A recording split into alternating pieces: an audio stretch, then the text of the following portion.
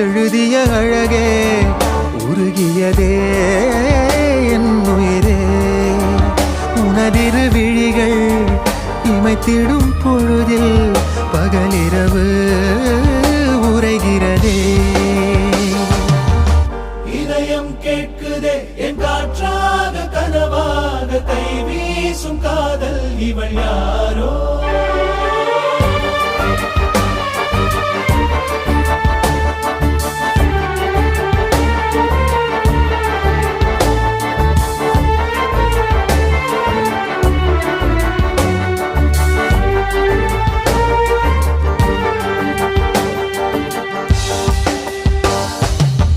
தேவதையின் விழியில் விழா காணும் பொன்வானம் அழைக்குது அருகில்